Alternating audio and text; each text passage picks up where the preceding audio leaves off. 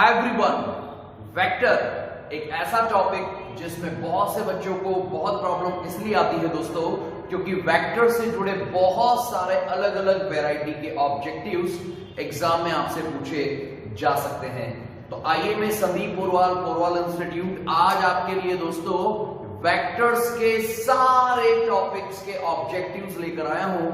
आज के अगर इस लेक्चर को आपने बहुत अच्छे से लिखकर मेरे साथ याद किया दोस्तों तो गारंटी के साथ आप वेक्टर्स के सारे ऑब्जेक्टिव्स को बहुत अच्छे से अटेम्प्ट कर पाएंगे दोस्तों। तो चलिए बेटा हम बात करेंगे टॉपिक वेक्टर्स के बारे में। वेक्टर्स के ऑब्जेक्टिव्स वो जो एग्जाम में आ सकते हैं, पूछे जाते हैं, हम वो डिस्कस करेंगे। साथ में माध्यमिक शिक्षा मंडल ने जो अपने ऑब्जेक्टिव्स रिलीज किए हैं आपके लिए वो भी मैं यहां पर कवर करने वाला हूं। तो सबसे पहले जब वेक्टर की बात होती है मित्रों तो वेक्टर्स में ऐसी वैल्यू, ऐसी क्वांटिटीज दोस्तों, वो फिजिकल क्वांटिटीज जिसका मैग्नीट्यूड और डायरेक्शन दोनों होता है उसे हम वेक्टर कहते हैं। आप ऑलरेडी सीख चुके हैं वेक्टर्स को जनरली इस तरह से बताया जाता है और इसके मैग्नीट्यूड के लिए मॉड ऑफ ए वेक्टर या सिंपली ए से हम इसको डिनोट करते हैं। वेक्टर में सबसे पहले दोस्तों काम की बात आती है यूनिट वेक्टर जिसका ऑब्जेक्टिव पूछते हैं दोस्तों। यूनिट वेक्टर्स को जनरली कैप से बताते हैं। फॉर एग्जाम्पल मैंने ए कैप, एन कैप या कोई एक्स कैप लिखा तो समझ जाइए ये सभी यूनिट वेक्टर्स होते हैं। सभी यूनिट वेक्टर्स का दोस्तों जो मैग्नीट्यूड होता है ये होता है 1। यूनिट वेक्टर का मैग्नीट्यूड ऑलवेज 1 होगा दोस्तों। आप सभी ने पढ़ा भी होगा कि एक्स एक्सिस के अलोंग डायरेक्शन बताने के लिए यूनिट वेक्टर आई कैप, y एक्सिस के अलोंग j कैप और ऐसे ही z एक्सिस के अलोंग k कैप। इन सभी यूनिट वेक्टर्स का मैग्नीट्यूड दोस्तों हमेशा होगा 1। दे आर यूनिट वेक्टर्स जिनका स्पेसिफिक डायरेक्शन लेकिन मैग्नीट्यूड ऑलवेज 1। इसी तरह जीरो वेक्टर से जुड़ा एक ऑब्जेक्टिव पूछते हैं। वैसे तो जीरो वेक्टर वो होगा जिसका मैग्नीट्यूड 0 होगा लेकिन डायरेक्शन का पूछे तो डायरेक्शन होगा आर्बिट्रेरी। डायरेक्शन होगा आर्बिट्रेरी मतलब कुछ भी हो सकता है।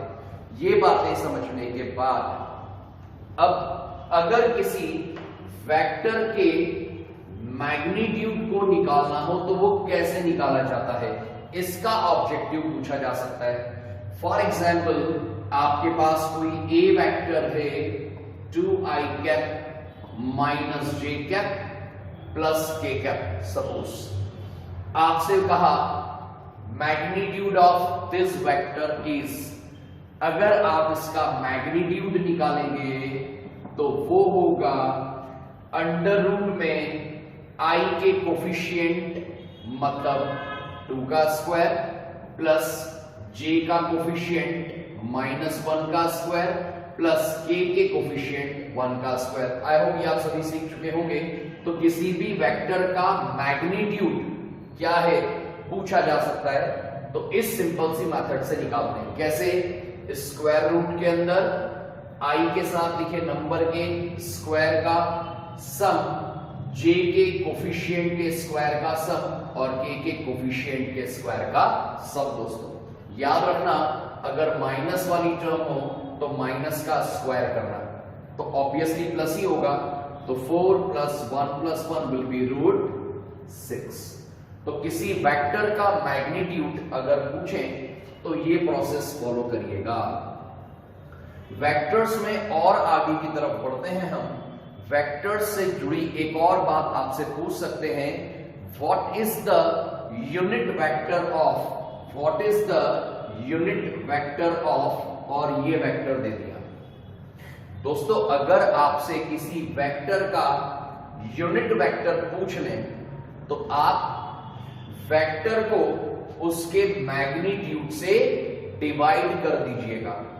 मतलब ये वेक्टर डिवाइडेड बाय इसका मैग्नीट्यूड कैसे निकाला था, i के कोफिशिएंट का स्क्वायर प्लस j के कोफिशिएंट का स्क्वायर प्लस k के कोफिशिएंट का स्क्वायर। तो i cap minus j cap plus k cap by root. तो ये है इस यूनिट वेक्टर का इस वेक्टर का unit vector. So this is the process by which we find unit vector of a given vector. After that objective आपको मित्रों मिल सकता है रिजल्टेंट वेक्टर से जुड़ा। सर रिजल्टेंट वेक्टर, अगर किसी एक पॉइंट पर एक वेक्टर along with it कोई दूसरा वेक्टर और इन दोनों वेक्टर्स के बीच कुछ सपोज थीटा एंगल, उस केस में इन दोनों वेक्टर का रिजल्टेंट वेक्टर, जरूर आपने ट्रायंगल और पैरेललोग्राम लॉ से सीखा होगा। ऑब्जेक्टिव्स तभी कर पाएंगे जब आपकी थ्योरी क्लियर हो मित्रों।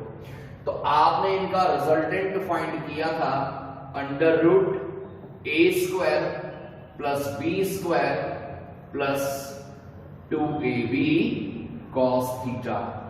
ये फॉर्मूला होता है रिजल्टेंट वेक्टर का।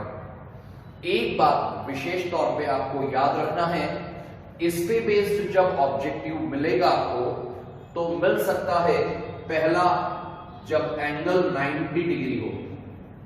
अगर दो वेक्टर्स के बीच फॉर एग्जांपल ए वेक्टर और बी वेक्टर के बीच एंगल 90 डिग्री है तो उस केस में रिजल्टेंट वेक्टर का मैग्नीट्यूड होगा under root A square plus B square. माध्यमिक शिक्षा मंडल ने एक ऑब्जेक्टिव इससे जुड़ा कैसे दिया कि if R vector is A vector plus B vector, मतलब रिजल्टेंट वेक्टर होगा A vector plus B vector and R square is A square plus B square. R square is A square plus B square, then angle between A and B, बताइए A और B के बीच का angle कितना होगा। तो देखिए अगर are होता है under root A square plus B square तो डेफिनेटली एंगल कितना होता है 90 डिग्री। एग्जैक्टली यहां आर के इक्वल करोगे तो under root A square plus B square आ जाएगा ना, मतलब डेफिनेटली एंगल 90 डिग्री होगा। तो दो तरह से पूछ सकते हैं, अगर एंगल 90 तो रिजल्टेंट बताइए, या फिर रिजल्टेंट दिया और कहा एंगल बताइए तो 90 डिग्री। उसके बाद इसी से जुड़ी एक और खास बात, अगर दोस्तों ए और बी, ध्यान से सुनिएगा, बड़े काम की बात है, ये काफी फ्रिक्वेंटली पूछा जाता है। अगर दो वेक्टर्स का मैग्नीट्यूड इक्वल है, सपोज एक्स है, भाई ये दो वेक्टर्स हैं और इनका मैग्नीट्यूड इक्वल है और रिजल्टेंट जो होगा इन दोनों इक्वल वेक्टर का वो भी x के ही इक्वल है। सर मतलब दोस्तों, if two vectors have same magnitude, and their resultant should also have same value, दो वेक्टर्स की वैल्यू इक्वल और उसके रिजल्टेंट की वैल्यू भी उन्हीं के इक्वल। ऐसा चमत्कार दोस्तों कब होगा, जब इन दोनों वेक्टर्स के बीच का एंगल 120 डिग्री होगा। कितने डिग्री होगा? 120 डिग्री होगा। ये दोस्तों बहुत बहुत बहुत काम की बात बता रहा हूं आपको मैं, फिर से सुनिएगा। अगर दो वेक्टर्स का मैग्नीट्यूड और रिजल्टेंट का मैग्नीट्यूड आपस में इक्वल है तो तय बात मानिए कि इन वेक्टर्स के बीच का एंगल 120 डिग्री होगा। इसको मैं डायग्राम से समझाऊं। मान लीजिए ए एक्स के इक्वल, यहां बी भी x के इक्वल और इनके बीच का एंगल 120 डिग्री। तो इन दोनों का जो रिजल्टेंट होगा वो भी x ही होगा। क्वेश्चन दो तरह से पूछेंगे, दो इक्वल वेक्टर्स और रिजल्टेंट वेक्टर इक्वल है तो एंगल बताइए, 120 डिग्री याद कर लो। और अगर ये कहा कि दो वेक्टर इक्वल और रिजल्टेंट फाइंड करिए, अगर दोनों इक्वल वेक्टर के बीच का एंगल 120, तो याद रखना रिजल्टेंट उसी x के बराबर होगा जो a और b के बराबर है। रिजल्टेंट को फाइंड करने के बाद इसी का एक और बहुत इंपॉर्टेंट क्वेश्चन, अगर मैं रिजल्टेंट की मैक्सिमम वैल्यू और मिनिमम वैल्यू की बात कहूं मित्रों, तो याद रखिएगा a और b दो वेक्टर्स का रिजल्टेंट मैक्सिमम कब हो सकता है, जब इनके बीच एंगल 0 डिग्री हो। सर मतलब दोनों ही वेक्टर सेम डायरेक्शन में हो, तब मैक्सिमम रिजल्टेंट की वैल्यू होगी a प्लस बी। कितनी होगी? a plus B. याद करिए, बहुत आसान है दोस्तों। अगर दो वेक्टर सेम डायरेक्शन में लग रहे होंगे, मतलब एंगल 0 डिग्री होगा, तो maximum resultant a plus B होगा। जबकि मिनिमम कब होगा? जब इनके बीच का एंगल 180 डिग्री हो, मतलब एक वेक्टर आगे तो दूसरा अपोजिट डायरेक्शन में। तो मिनिमम वैल्यू होगी a माइनस बी। इसको आप सिंपल वे में समझिए, इस बॉडी पर मैं दो फोर्स लगाऊं, 1 न्यूटन और 2 न्यूटन, 1 न्यूटन और 2 न्यूटन। तो ये मैक्सिमम कितना होगा? जब सेम डायरेक्शन में लगाऊंगा, 1 प्लस 2 3 न्यूटन। तो प्लस किया तो मैक्सिमम। और मिनिमम कितना होगा?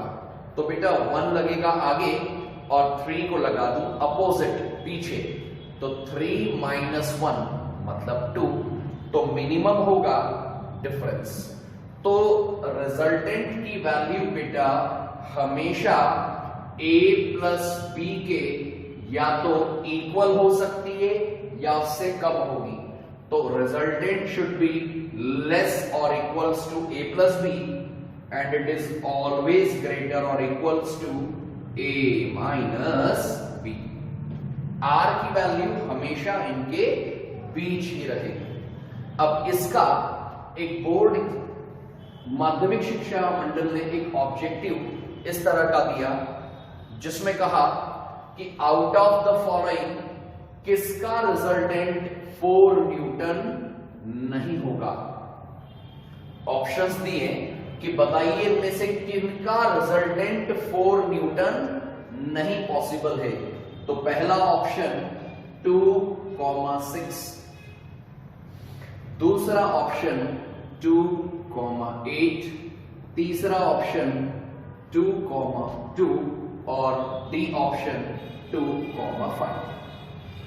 अब आपसे कहा कि आप इन चारों ऑप्शन में से बताइए किसका रिजल्टेंट 4 न्यूटन पॉसिबल नहीं होगा। अब इसके लिए आपको जो ऑप्शंस दिए हैं इनसे मैक्सिमम और मिनिमम ये निकालकर चेक कर रहे हैं कि मैक्सिमम कितना आएगा और मिनिमम कितना आएगा। तो देखिए बेटा 2 और 6 का मैक्सिमम प्लस कर लें, तो 2 प्लस 6 8, मैक्सिमम 2 प्लस 6 क्या आ रहा है 8, और मिनिमम माइनस करें तो लार्ज में से स्मॉल को माइनस कर दो, तो 6 माइनस 2 4, तो 4 तो पॉसिबल है। इन दोनों का रिजल्टेंट 4 पॉसिबल होगा, तो यस ये तो पॉसिबल है। अब मैं इसकी बात करूं 2 और 2 की, मैक्सिमम कितना होगा? तो 2 प्लस 2 4 पॉसिबल है, मिनिमम 0। ओके, 2 और 5 का मैक्सिमम तो 2 प्लस 5 7 हो सकता है, मिनिमम 5 माइनस 2 मतलब 3। अब आप सोचेंगे सर 4 तो आ ही नहीं रहा है। नहीं दोस्तों, 4 इन दोनों के बीच में तो आ रहा है ना। समझो मैं क्या बोल रहा हूं। इन दोनों का रिजल्टेंट कम से कम 3 और ज्यादा से ज्यादा 7 हो सकता है। तो 3 और 7 के बीच में 4 आ सकता है ना। तो यस, इसका भी रिजल्टेंट 4 पॉसिबल है। लेकिन आप इस ऑप्शन को देखिए, आप 8 और 2 का मिनिमम निकालेंगे तो 6 और 8 और 2 का मैक्सिमम प्लस करेंगे तो 10। तो दोस्तों आपकी वैल्यू 2 और 8 के रिजल्टेंट की वैल्यू 6 और 10 के बीच कुछ भी पॉसिबल है, पर 4 तो आ ही नहीं सकता क्योंकि 6 और 10 के बीच में थोड़ी लाया करता है। मतलब 2 और 8 का रिजल्टेंट 4 नहीं पॉसिबल होगा। उम्मीद कर रहा हूं बेटा आपको जो बातें मैंने अभी बताई बड़े काम की हैं, समझ में आई होगी। इस तरह के काफी फ्रीक्वेंटली ऑब्जेक्टिव्स एग्जाम्स में पूछे जाते हैं। इसी के बाद अब आगे ऑब्जेक्टिव्स आपको मिलेंगे डॉट या स्केलर प्रोडक्ट के। बहुत बहुत इंपॉर्टेंट, डॉट या स्केलर प्रोडक्ट के न्यूमेरिकल्स या ऑब्जेक्टिव्स। डॉट प्रोडक्ट का सबसे पहला important objective A vector dot B vector कितना, तो A B cos theta, A B cos theta. Dot product को स्केलर प्रोडक्ट भी कहेंगे, याद रखिए। डॉट प्रोडक्ट 0 होगा अगर एंगल है 90 डिग्री। ये सबसे ज्यादा पूछे जाने वाला ऑब्जेक्टिव है। अगर ए वेक्टर और बी वेक्टर के बीच 90 डिग्री एंगल हुआ, परपेंडिकुलर हुए, तो इनका डॉट प्रोडक्ट याद कर लीजिए दोस्तों 0 ही होगा। अगर दो वेक्टर्स के बीच एंगल 90, तो इनका डेफिनेटली डॉट प्रोडक्ट 0 होगा। इसको रटने की जगह कॉमन सेंस लगाइए कि अगर cos 90 की वैल्यू में लिखूं तो वो 0 होगी। तो मित्रों अगर मैं कहूं i cap dot j cap, ये पूछा जाता है एग्जाम में, तो बेटा i और j तो परपेंडिकुलर है ना, एक x की तरफ और एक y की तरफ।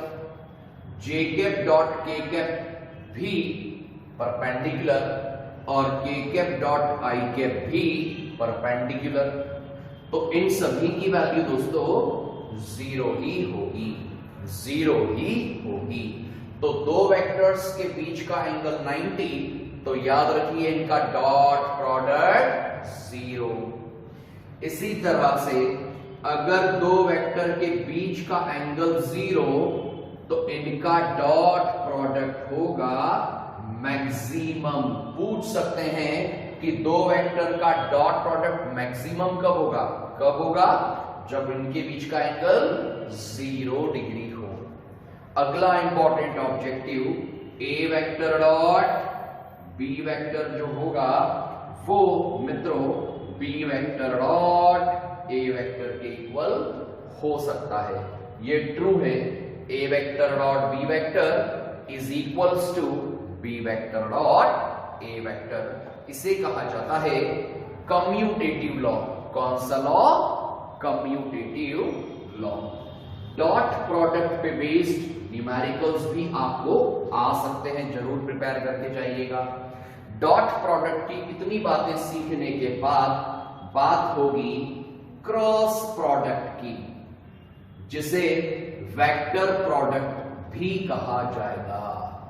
क्रॉस या वेक्टर प्रोडक्ट वेक्टर क्वांटिटी होती है, इसीलिए जब आप A vector cross B vector की वैल्यू को लिखते हैं तो आती है value A B sine theta और साथ में एक यूनिट वेक्टर। ये आप डिटेल में सीखेंगे, पढ़ेंगे तो आपको पिक्चर समझ में आएगी। याद रखना ए वेक्टर क्रॉस बी वेक्टर में साइन थीटा आएगा और ये जो यूनिट वेक्टर होगा इन दोनों के परपेंडिकुलर होगा, इन दोनों के परपेंडिकुलर होगा। अगर दो वेक्टर के बीच एंगल 0 डिग्री हुआ या 180 डिग्री हुआ, दो वेक्टर्स के बीच एंगल 0 या 180 हुआ, तो दोस्तों दोनों ही केस में साइन 0 0, साइन 180 भी 0, तो ए वेक्टर क्रॉस बी वेक्टर होगा 0। काम की बात है। अगर दो वेक्टर पैरेलल मतलब 0 angle, anti parallel 180 degree angle, anti parallel मतलब अपोजिट तो 180, पैरेलल या एंटी पैरेलल में क्रॉस प्रोडक्ट 0, जैसे I cross I, J cross J, K cross K, इन सबकी वैल्यू 0 होगी, सबकी वैल्यू 0 होगी।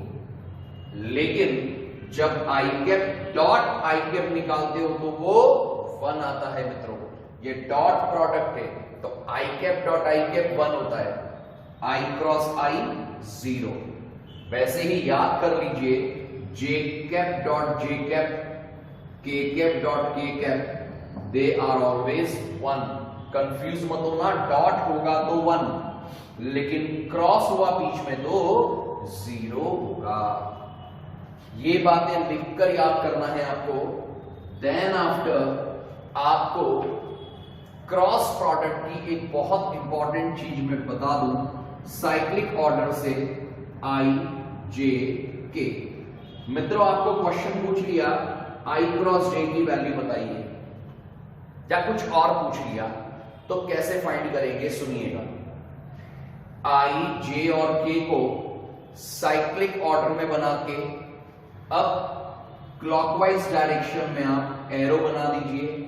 अगर आप I क्रॉस J निकालते हैं तो आप I से J क्लॉकवाइज जाओ, I से J क्लॉकवाइज जाओ तो क्या आने वाला है आगे K कैप, तो आपका आंसर आएगा K कैप। बहुत आसान है, फिर से सुनो।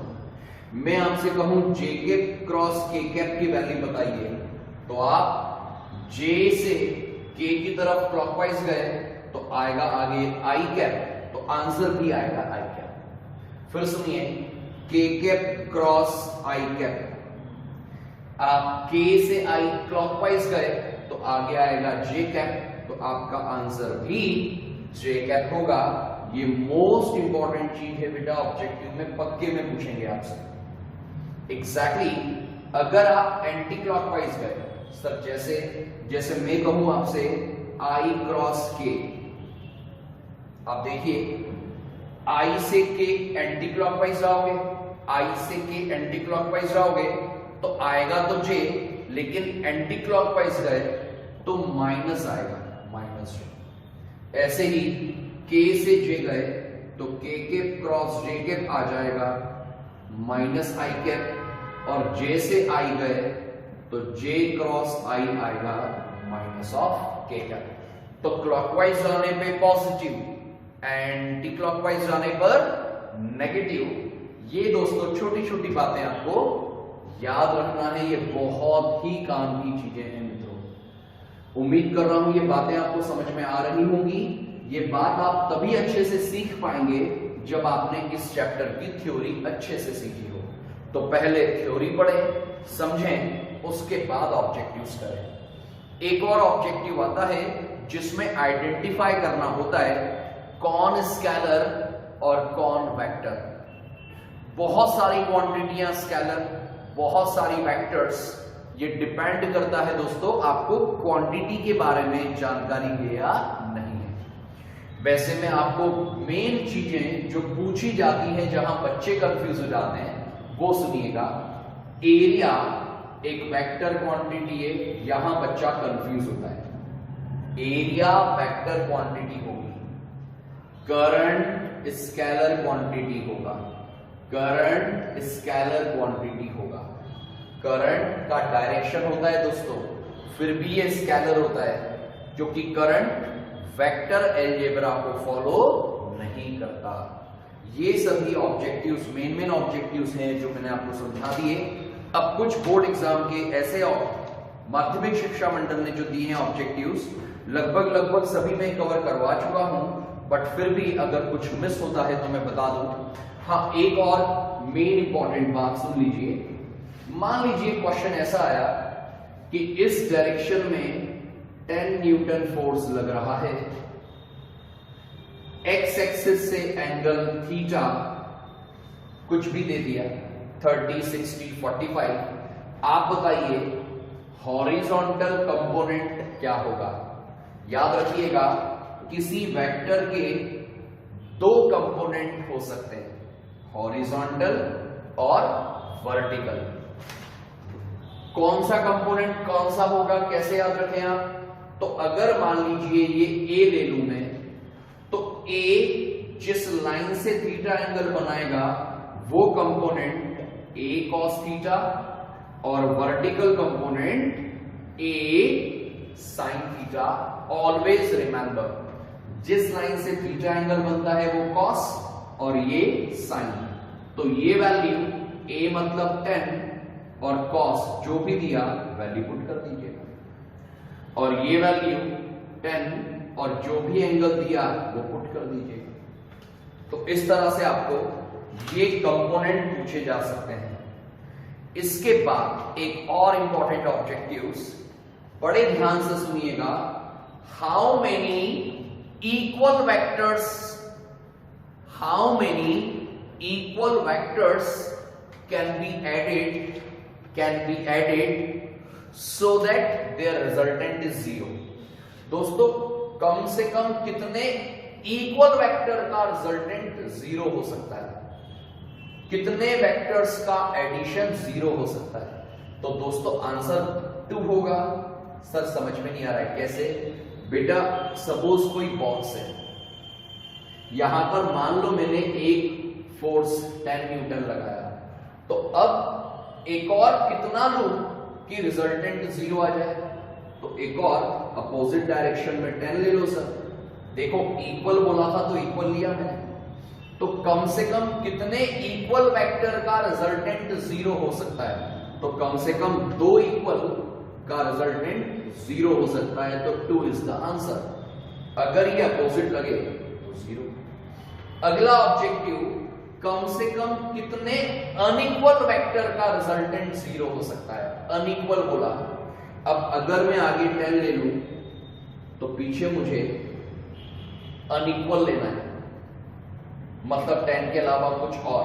तो इस बार 10 के अलावा कुछ और लूंगा तो रिजल्टेंट 0 हो नहीं सकता, मतलब आंसर 2 तो नहीं आएगा। तो 2 के बाद क्या आएगा 3। तो याद रखिए कम से कम 3 अनइक्वल वेक्टर का रिजल्टेंट 0 हो सकता है।